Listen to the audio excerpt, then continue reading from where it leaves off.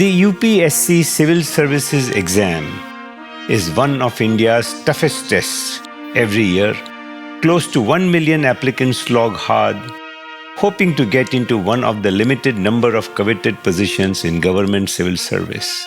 But the first Prime Minister of India once said, "The true test of a civil servant is not how much he knows, but how much he cares." Indeed, this may apply to all those working in government. However, while aptitude and attitude are key, are they enough? Let's hear insights from a former Indian president and a few dedicated civil servants.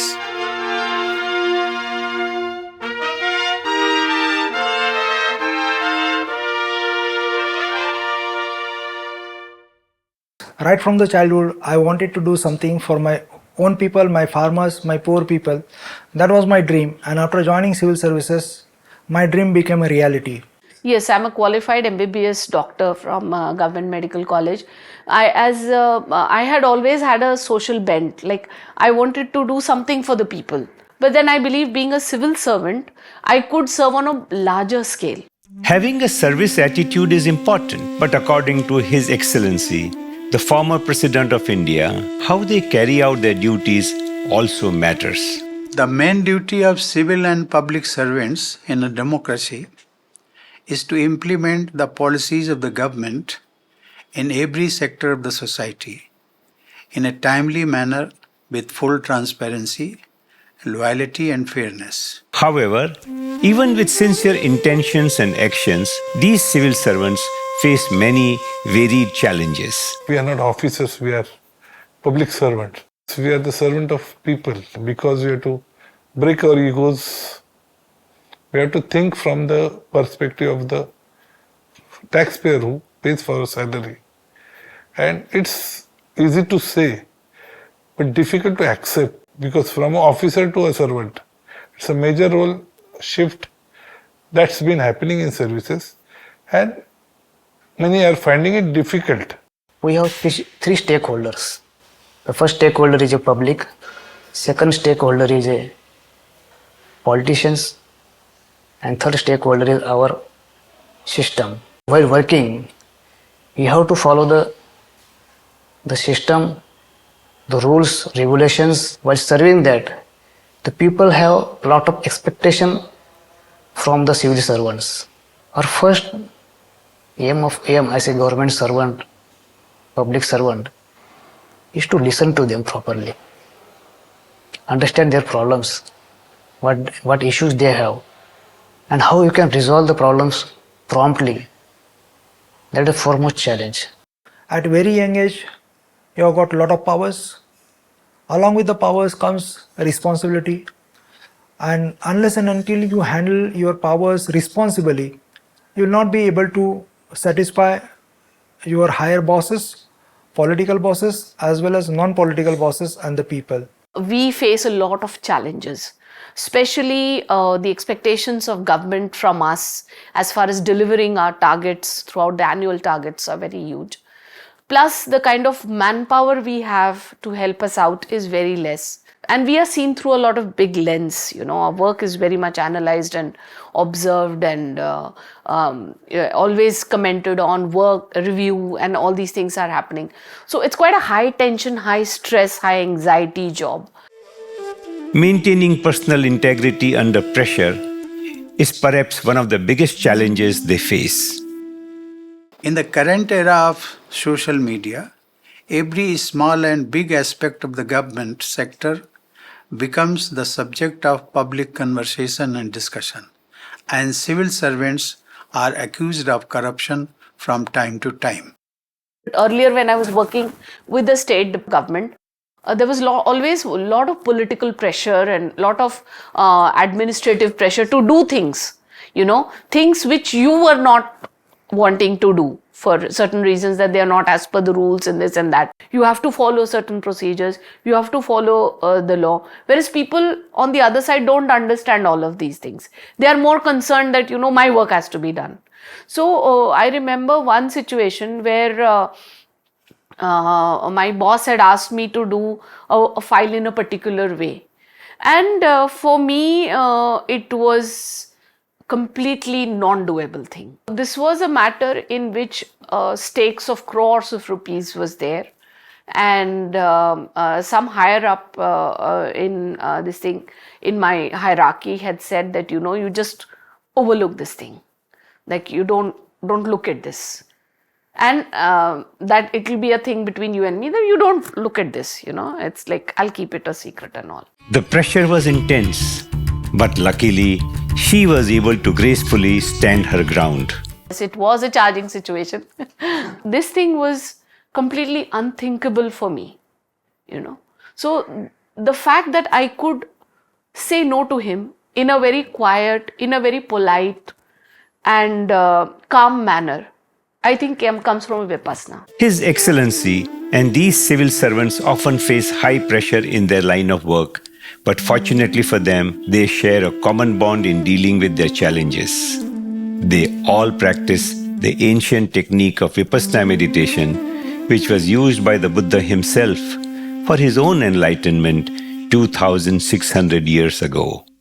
I came to know about Vipassana from one of my senior, and he was after me since 2005 that I should do Vipassana, but I think that was not my time. I took nearly more than 10 years to get convinced that I should do Vipassana, and finally in Feb 2016 I went for Vipassana at Global Vipassana Pagoda, and I got an opportunity to know the gem on the earth, Vipassana. One of our known people had gone and done Vipassana. So me and my mother, way back in 92, did our first course at Dhammagiri. From 92 to 2016, I was busy with my career, children, marriage and everything. But then in 2016, when my husband went for his first course, and when he came back from his first course, he was quite shaken with the experience because those 10 days were very difficult for him. All his fears, probably his anxieties and everything, he confronted it for the first time or whatever had happened for 10 days. When he came back, he also started practicing in the morning and the evening, and we saw the change. Seeing that, we also went for I went for the next course, yes. So I did the first course in Igatpuri in September 2000, and for 10 days course was difficult. I thought of running away in the first 3-4 days, but after the 5th day I got settled, and at the end of the day I was thankful to them who advised me to do this course. My elder brother, Sri Ramswarup Bharti, had been exposed to Vipassana. So the change in his life encouraged me, and I entered the field of Vipassana in 1996. I was in civil service at that time. I joined the services, and during my training, just got information of this thing from my relative. And he told me that in our district there is a Vipassana center. Before joining the course, I was just in search of a meditation technique which will guide me in the life, in the search of that technique only. And I got it. They fully embrace Vipassana because they feel that their commitment and dedication to serving in their respective roles are further strengthened by their practice. Our response is most important. Our response should be with metta, with friendly attitude, with compassion. This is taught in Vipassana. You see, after the first camp, I used to practice Vipassana occasionally. But when I was appointed as the governor of Bihar, and I had the good fortune to contribute to the establishment of the Vipassana center in Patna, I started attending it by organizing 3-day Vipassana courses at the governor's house. It helped me in discharging my duties smoothly as governor of Bihar. By doing Vipassana courses, I realized my responsibilities. I don't have only power, but I have a lot of responsibilities. Whenever I take a decision or whenever I behave in a certain manner, I need to be more responsible. I always fast track the decisions which were in the interest of the masses, in the interest of my people. But the things which cannot be done or which are not in the interest of the masses, which are not in the interest of the people, I have kept them on hold, and I have found the right opportunity, right time to convince my bosses why it cannot be done and why it should not be done. Apart from improvements on how they deal with the public, internally, they found that their work relationships and leadership skills flourished as well. I was a shouting boss, so she shouted at small things, and all the aura around me was disturbed. When I started doing it, my personal happiness and the happiness around me also increased. When I came into the civil services, people were so scared of meeting me, nobody used to come to my chamber. Even the local MLAs and MPs were also scared of meeting me. Nowadays, the situation has changed so much, everybody wants to work with me. Then the fact that I am a superior officer and they are inferior to me, that also underwent a change, because the kind of ego that was nourished being a civil servant, to a very large extent also, got tamed and got calmed down. Relations became much more smoother, based more on understanding, based more on compassion. The difference between government and private. Private, you have to create leadership. In government, the leadership is given with powers. So, if you think you are a leader by the virtue of power you got, that's not true leadership.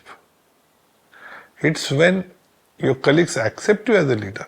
Vipassana, you create a real leadership in the minds of your colleagues and get a better results and get a performance. Vipassana meditation provides them with a strong foundation, resulting in the positive changes at work. Vipassana has three pillars. First is moral precept, and to be a very good government officer, we need to follow moral practice, which are prescribed in a government system. Vipassana student, we are walking on that path. We strictly follow the 5 moral precepts which are given by the Buddha. If a good government officer walk on the moral precepts, it is bound to make a difference with the people who come in contact and will really impact them. Ethics is something which should come from inside. So when you meditate, things come from within. They give you a right direction to do the right things, choose the right things. You have a number of options, but when you meditate, you surely select the right ones. And right ones are always ethical. The second pillar of a Vipassana is the concentration. Learning the concentration Vipassana, it really gives you good focus. You become a very good task master. We are into a government job, we have to read a lot, files are there, very complicated matters, technical matters. So there the concentration started helping us. Like we now could focus on certain thing, read about it, in a very less span we could cover things. The third pillar is wisdom. You are very impartial. You are treating the people at the same level. You are treating them equally. You are not inclined to anyone. And this really gives good message to the people. If you don't have any greed, you become automatically impartial. And this makes a difference. Vipassana meditation is helping His Excellency and these civil servants provide even better governance in their respective roles. But in ancient times, it also helped Emperor Ashoka to become a compassionate and even more powerful ruler. Was told in Ashoka's time and earlier also, that if the king himself is moral, he will choose people in his ministers, as in his cabinet, who are just like him. And then most of the population, they come in contact not with the king, but his officers, his cabinet, his ministers. So if he is following morality, all people in and around will be following the same, and accordingly the people will get the benefit of it. It is said that his vast kingdom was held together by a strong administration which followed his strict instructions on how to govern. These instructions can still be seen today on the pillar edicts located in Delhi, Topra.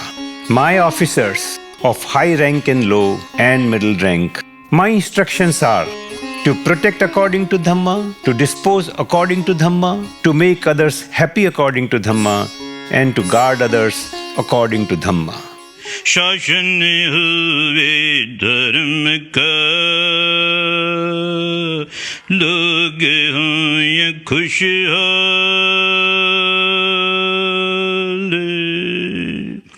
शासन हुए धर्म का लोग हों या खुशहाल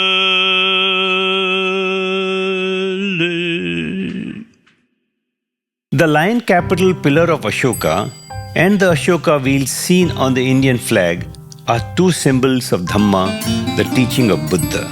Fortunately, they are still used to guide the people and administrators of India today as they did in the past. From Chand Ashok to Dhamma Ashok. So he created a civil servants who will follow the Dhamma, who will think about good of the masses of his kingdom, who will work righteously in the interest of the people.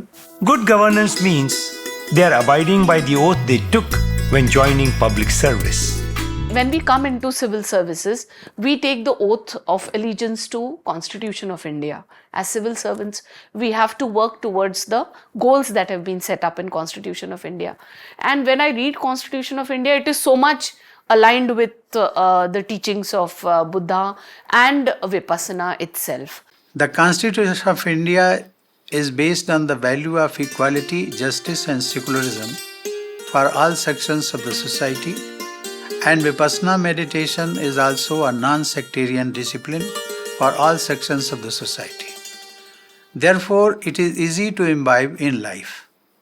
When you are dedicated to social service, either publicly or personally, you have to act in accordance with the spirit of the Constitution.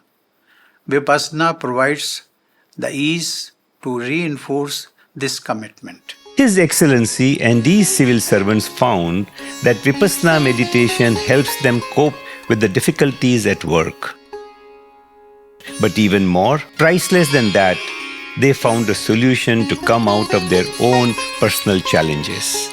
Before I attended the course, Vipassana course, life was really disturbing, distracting, and very unhappy. It was very sorrowful. When I started Vipassana, it really brought me on a track. There's a Marathi saying which says that Swabhavala aushad nahi. That is, there is no remedy for a person's nature, But I think Vipassana is the remedy.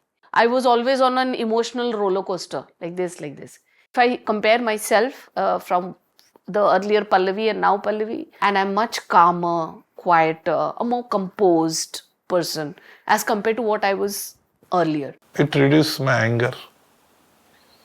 It reduced my stress.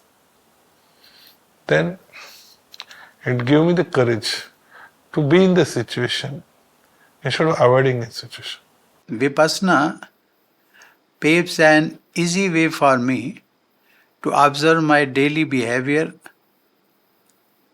and engagements, and I am able to objectively assess myself where I should have been more careful. While they experienced positive personal changes, they also found home life improved significantly as well. Every husband-wife fight. So it was the same with me and Praveen, that we used to fight. But earlier the fights were like very severe. We used to not talk to each other, say for days or something. And now it is like, when we fight itself, we start laughing. Because that intensity, that zest is gone. My wife, my father, my mother, my brothers, they all attended the courses. We are really conflict free. Our family is calm, quiet and focused and very contented and very happy life, happy family. I have a son who is now 15 years old. I otherwise was a very hyper mother. So I was very concentrated and very, you should do this, you should do that, you should not do that, constantly giving instructions. So I think I have reduced that a lot. I think you should ask him, of course, whether I'm a better mother or not. But I would say that yes, I am trying to be a better mother, more understanding one. One of the main challenges for those working in public service is the heavy work schedule, and it can be difficult to find a suitable time to attend a course. But fortunately, there are more than 100 Vipassana centers in India and more than 200 centers around the world.